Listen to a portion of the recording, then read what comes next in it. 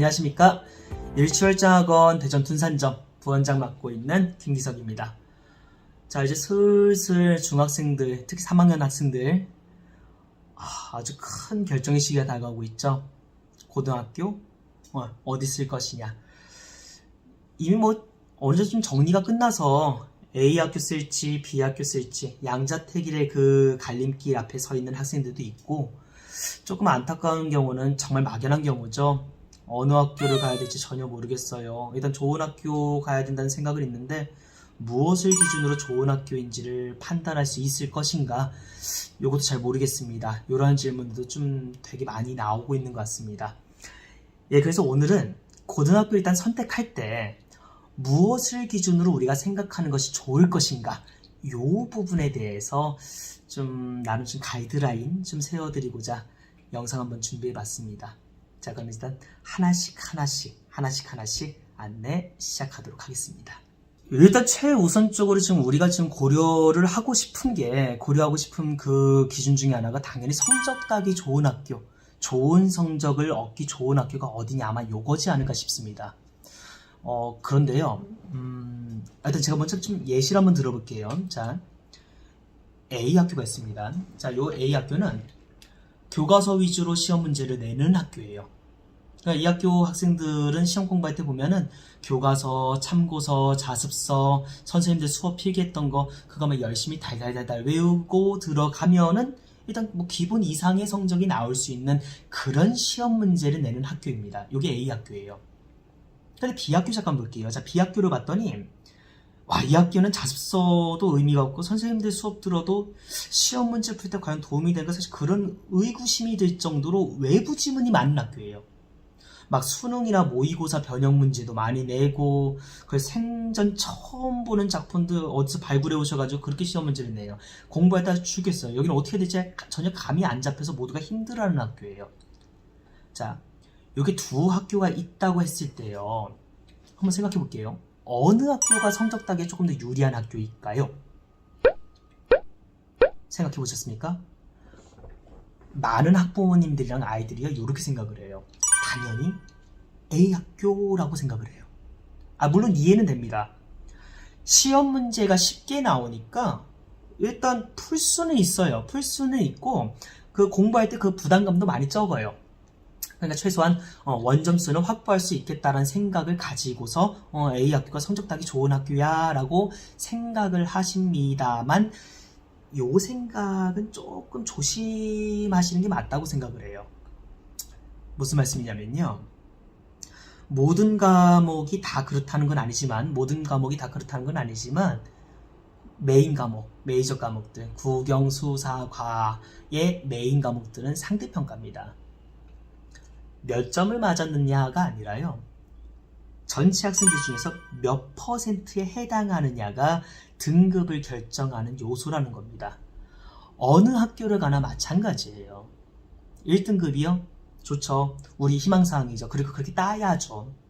근데 전교 4%예요. 전교생이 만약 300명이라 치면요, 4%라 그러면 3, 40이 12명이네요. 애들이 그래서 실제로 이런 경우가 있어요. 저 학교 시험지 되게 쉽게 낸대요. 나 그래서 그 학교 갔어요. 그런데 쌤 미치겠어요. 등급이 안 나와요. 상대평가라 그래요. 제가 이 말씀을 드린 이유는 요겁니다.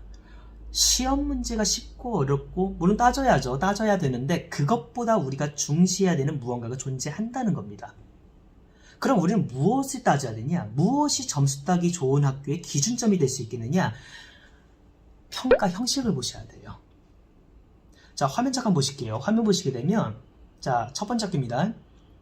자, 어떤 학교의 1학기 성적 산출 방식을 정리한 표입니다.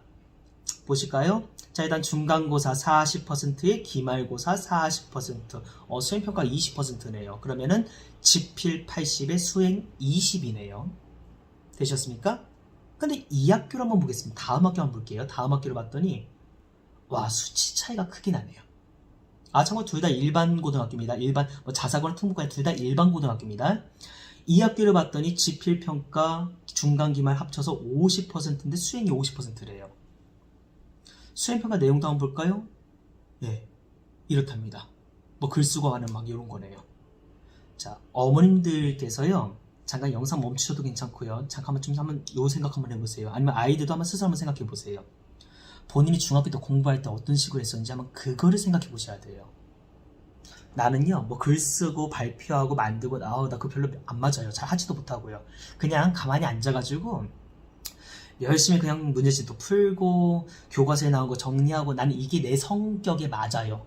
난 그렇게 공부하는 게 제일 편하기도 하고, 그렇게 하는 게 나한테 메리트가 있을 것 같아요. 이런 분들이라면 당연히 두 번째 학교가 아니라 첫 번째 학교로 가셔야 돼요. 근데 만약에 거꾸로인 경우도 있거든요. 분명 거꾸로인 경우도 있거든요. 나는 앉아서 막 공부하는 거 잘 못해요. 암기하는 것도 잘 어렵고 막 응용하는 것도 잘 안 돼.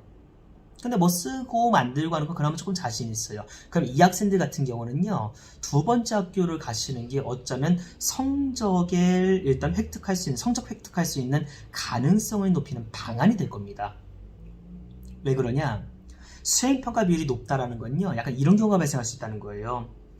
자, 시험 봤어요. 시험 봤는데 성적 좀 잘 안 나왔어요. 성적 잘 안 나왔어요. 그런데 수행평가 비율이 높으니까 지필평가에서 내가 깎아먹은 요 점수들을 수행평가에서 뒤집을 수 있는 기회가 발생할 수가 있어요. 무슨 말씀인지 아시죠? 성적 따기 좋다는 건요, 단순히 시험지의 난이도만 얘기하는 게 아닙니다. 지금처럼 지필평가와 수행평가의 반영 비율, 혹은 수행평가 자체도 보시게 되면은, 제가 또 하나 좀 화면 보여드릴 건데, 자, 2학기 수행평가를 봤더니 뭐 시조 창작하기래요.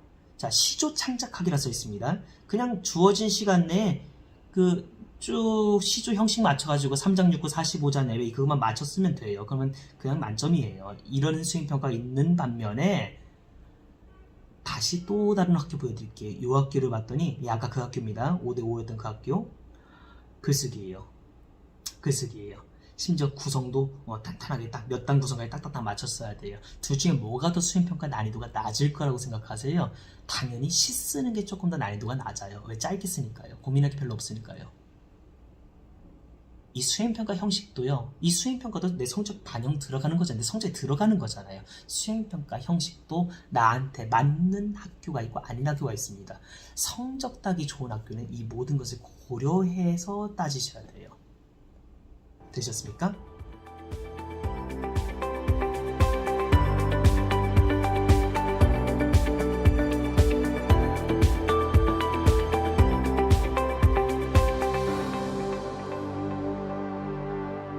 자, 이제 다음으로 우리가 좀 생각해 봐야 될 게 무엇인가 좀 얘기해 볼까 하는데요. 아무리 성적만큼 어차피 같은 맥락일 수 있긴 한데, 요것도 되게 중요한 기준 될 거예요. 어떤 학교를 보내야지 나중에 대학교 입시할 때 아이한테 좀 도움이 될 것이냐, 아이한테 좀 메리트가 있을 것이냐, 대학 입시에 유리한 고등학교는 어디일까요? 이것도 상당히 중요한 우리 선택 기준이 될 수 있을 겁니다. 자, 근데 이 말씀을 드리기 위해서요, 어머님들이랑 아이들이 점검을 해보셔야 될 게 있어요. 뭐가 있냐면, 진로가 얼마나 구체적으로 잡혀 있는가, 요거는 조금 한번 생각해 보셔야 될 것 같아요. 갑자기 왜 진로 얘기를 하고 있냐면요, 대학에서 학생들을 선발할 때, 전형 여러 가지가 있습니다만, 여러 가지 전형이 존재합니다만, 가장 기본 골자는 두 가지예요. 첫 번째는 정량평가라는 거고, 두 번째는 정성평가라는 겁니다.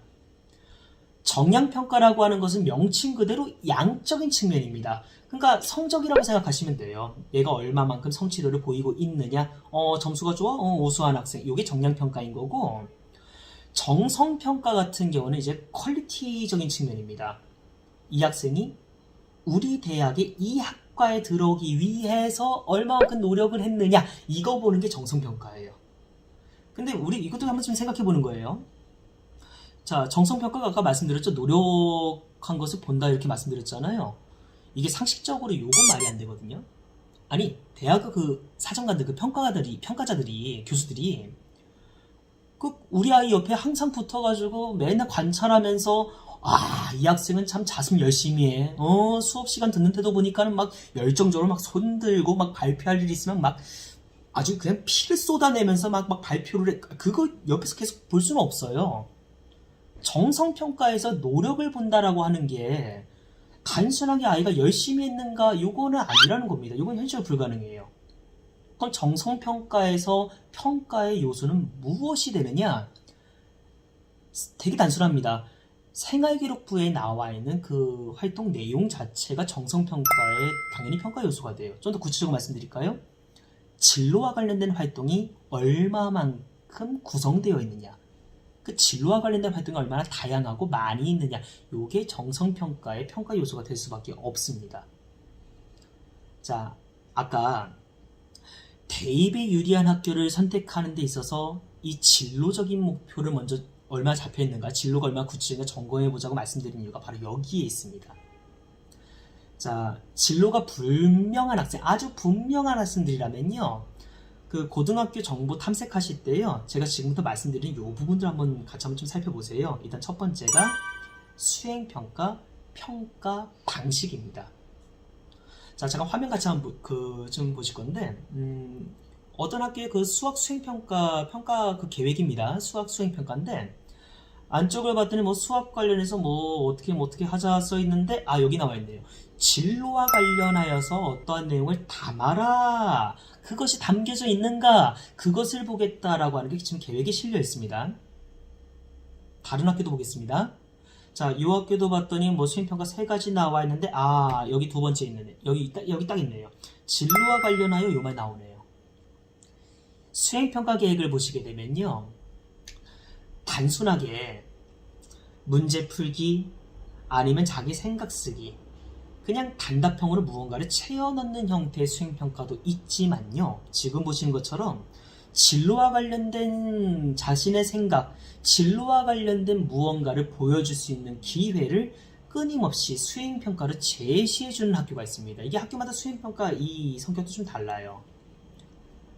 진로가 분명한 학생이라면요, 지금처럼 수행평가 속에서 내 진로를 제시할 수 있는 기회가 되게 많아. 당연히 이 학교를 가는 게 차후의 대입에서 정성평가에서 보다 유리한 위치를 차지하는데 어마어마하게 큰 도움이 될 겁니다.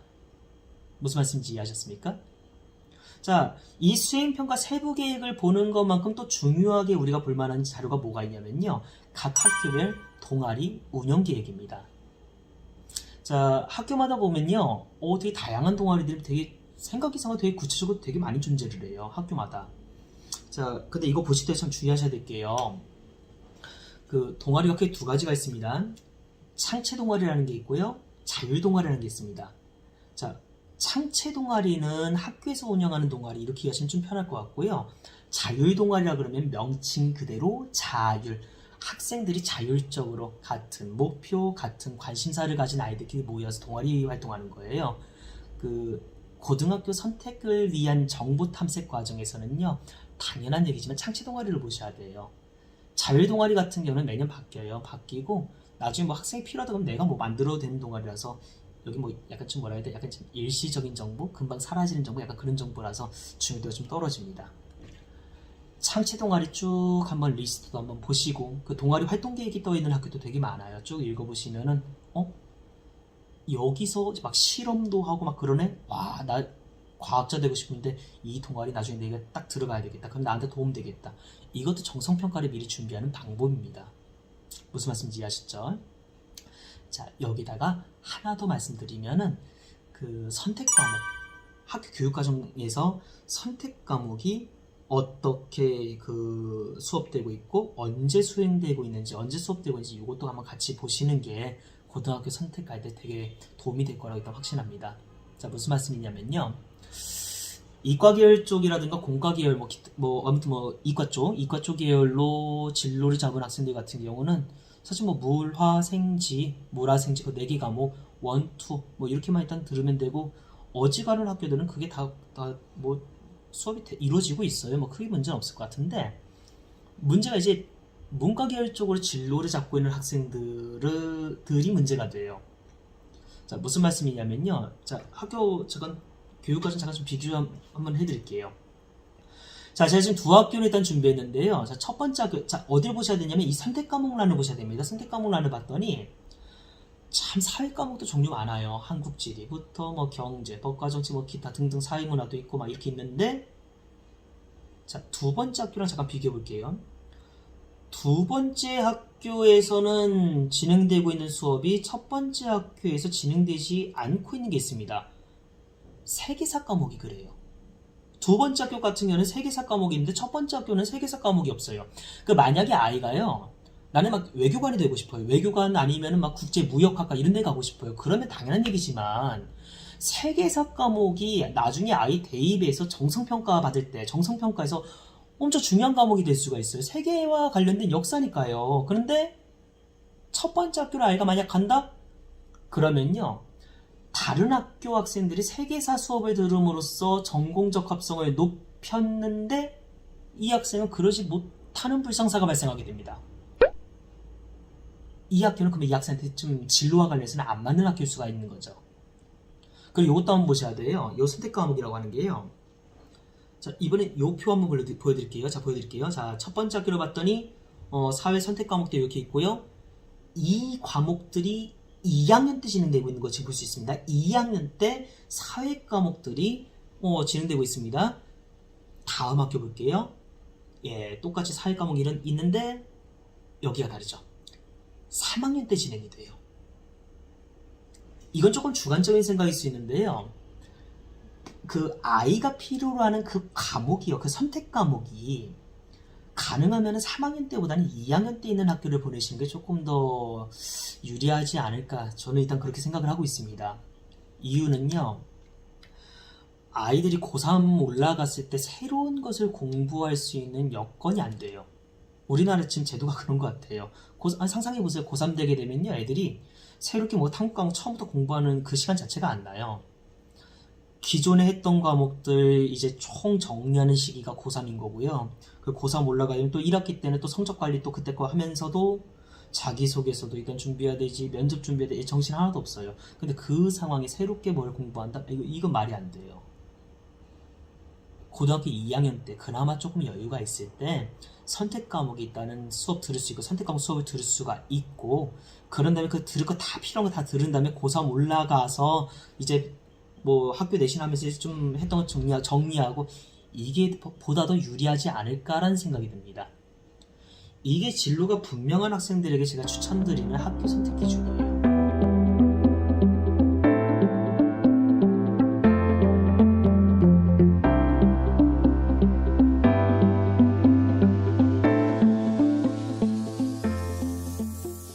자, 이제 그럼 아까 말씀드렸던 진로가 불분명한 학생들은 뭐 어떤 식으로 해야 되는가, 이제 그 얘기를 이어서 하려고 그러는데요. 이 진로가 불분명한 학생들이요, 크게 태도가 둘로 나눠지게 돼요. 첫 번째 케이스 같은 경우는 일단 뭔가 목표가 있었으면 좋겠어요. 목표가 있었으면 좋겠는데 뭔가 고민을 해도 답이 안 나와서 힘들어하는 아이들이 있고, 두 번째 케이스는 어떤 학생들이냐면은 직업 뭐가 중요해? 직업 안 중요해. 그냥 나중에 공부 열심히 해서 성적 잘 따서 소위 말하는 상위권 대학, 그러니까 거기 가면 되는 거야. 약간 이렇게 일단 노선을 잡은 아이들이 있어요. 그 나눠 좀 말씀드릴게요. 자, 일단은 진로가 조금 구체화됐으면 하는 그 마음, 불안한 마음이 있는 아이들이라면요, 그 사이트를 제가 2개 추천해 드릴 거예요. 일단 첫 번째가 대학 어디가 사이트입니다. 대학 어디가 사이트 들어가시게 되면요, 그 상단에 직업정보라고 하는 그 탭이 있고요. 직업정보라는 탭이 있고, 직업정보를 들어가게 되면은 다양한 직업군들이 떠요. 뭐 관리직이면 관리직, 의료직이면 의료직, 그 안에 또 세부적인 직업들이 있어요. 뭐 관리직이면 뭐 공무원도 있을 것이고, 아니면 뭐 국회의원도 있을 것이고, 뭐 여러 가지가. 일단 요 사이트 한번 들어가셔가지고요, 그 해당 직업 한번 들어가 보시는 거 추천드릴게요. 들어가 보시면은 되게 다양한 내용들이 나와요. 되게 현실적인 내용도 있습니다. 평균 임금, 그 연봉, 월급은 얼만큼 받고 있는지 그런 내용도 나오고, 향후 뭐 전망이라든가, 특히 해당 직업을 일단은 성공적으로 수행하기 위해서는 어떠한 능력을 갖추어야 되는가, 이런 내용들이 나와요. 이 학생들은 이 정보들을 바탕으로 해서 최대한 자기 진로 목표 구체화를 일단 시키고, 그 정보를 바탕으로 앞서 말씀드렸던 뭐 학교별 수행평가 계획을 분석한다든가 아니면 동아리 활동, 선택 과목들을 쭉 비교해 보면서 자기에게 적합한 학교를 일단 선택할 수가 있을 것이고요. 또 두 번째 사이트가요. 각 대학별 학과 사이트입니다.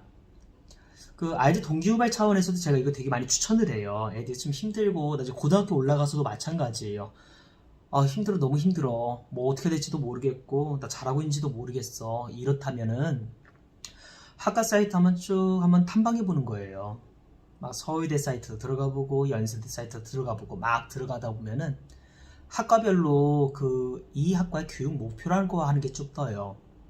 이 학과에서는 이러이러한 것을 연구 목표로 삼고 있고 이러이러한 것을 연구 대상으로 삼아서 이러이러한 결과를 얻어내는 것을 목표로 한다가 명시가 되어 있습니다. 아이들이 이 학과 정보들을 쭉 읽다 보면요. 약간 두근두근거릴 때가 있어요. 와, 이 학과에서 제시하고 있는 이 비전이, 이 목표가 뭔가 확 와닿는 거예요. 이거를 목표로 진로를 선택하는 것도 분명히 도움이 될 수가 있습니다. 자, 어쨌든 간에 진로가 구체화된다면 이제 동어 반복입니다. 아까 전에 그 학교별 정보들이 있었죠? 쭉 탐색하면서 본인에게 맞는 학교를 선택해 볼 것. 이렇게 일단 말씀드릴 수 있을 것 같고요. 그럼 마지막 남은 아까 그 두 번째 케이스. 직업 안 중요해. 그냥 성적 따는 게 난 됐어. 그냥 성적만 따면 돼. 이게 정말 확고한 학생들이라면요. 이것도 마찬가지. 앞서 말씀드렸던 그 자료들을 보셔야 돼요. 자, 일단 첫 번째 일단 말씀드릴게 지필평가랑 수행평가 반영 비율이 학교마다 다르다고 분명 말씀드렸습니다. 이 케이스의 학생들이라면 그냥 지필평가 반영 비율이 높은 학교를 일단 우선적으로 한번 선택을 한번 해보세요. 그러니까 공부하는 게 제일 일단은 마음 편하거든요. 괜히 수행평가 매나 뭐 진로 어떻게 하라고 하는데 난 진로도 없는데 어떻게 괜히 스트레스 받지 말고 열심히 그냥 성적만 올릴 수 있는 학교, 이 학교가 이 아이들한테 도움이 될 수 있는 학교일 겁니다. 아니면 수행평가가 조금 반영 비율이 높은 학교를 뭐 선택한다 치더라도 수행평가 내용이 좀 다르다 그랬어요. 어떤 학교는 조건에 맞춰가지고 뭐 간단하게 시쓰기라든가 뭐 글쓰기를 한다 치더라도 그냥 뭐 내용 구성, 뭐 처음, 중간, 끝 정도 간단하게만 맞추면 되는 학교가 있고 어떤 학교는 그 수행평가가 되게 막 3주에 걸쳐서 진행하는 학교도 있고요. 아니면 아까 보여드린 것처럼 진로와 관련된 내용을 반드시 넣으세요. 이런 학교들도 있어요. 그냥 성적 위주의 학생이라면, 성적만을 목표로 할 학생이란다면 이때는 수행평가도 좀 단순한 학교로 가는 게 차후에 고등학교 입학한 이후에 좀 정신적인 좀 스트레스? 이걸 좀 줄이는데 아마 큰 도움이 될 겁니다.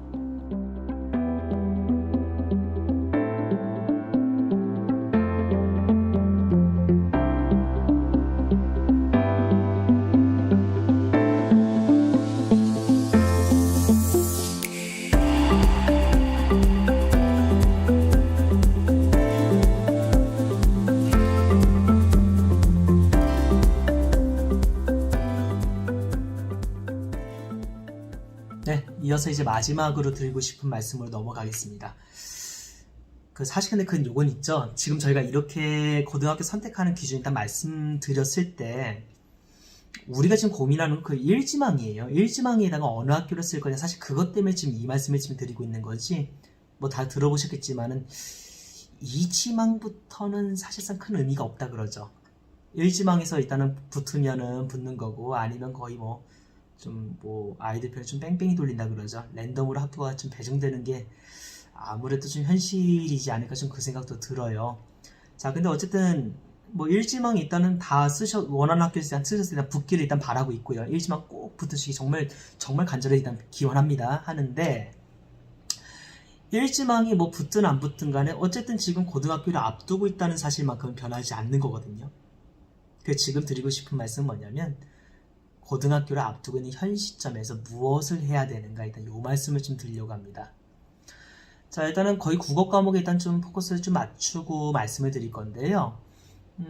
일단 첫 번째는 너무 당연한 얘기입니다. 당연히 고등학교 1학년, 최소한 고등학교 1학년 때 배울 개념들에 대해서는 미리 내가 좀 학습을 좀 하고 좀 살펴보고 개념 같은 거 좀 문제집 같은 거 좀 한번 찾아보고 이런 식으로 좀 미리 공부해 두는 거, 예습하는 거 당연히 중요하겠죠. 그런데 국어 과목 같은 경우는요. 그 선행, 말 조금 조심해서 할게요. 미리 공부할 때, 고등학교 1학년 기출문제 보는 것 조금 많이 좀 추천드립니다. 많이 추천드립니다. 여기서 기출문제라고 하는 게 학교별 기출문제를 말씀드리는 건 아니고요. 그 고등학교 1학년 3월달 모의고사 기출문제들, 그 시중에 뭐 문제집 꼭 살 것도 없어요. 서울시교육청이라든가 EBSI 사이트 들어가시게 되면은 그 무료로 일단 다운받으실 수도 있고, 특히 EBS 같은 경우는 해설 강의도 뭐 같이 올라와 있습니다. 그 첫 번째 모의고사를 꼭 봤으면 하는 이유가 뭐가 있냐면요. 일단 첫 번째는 그 개념어 자체 때문에 그렇습니다. 아이들이 중학교 1, 2, 3학년 때요, 생각보다 많은 내용들에 대해서 이미 학습을 했어요.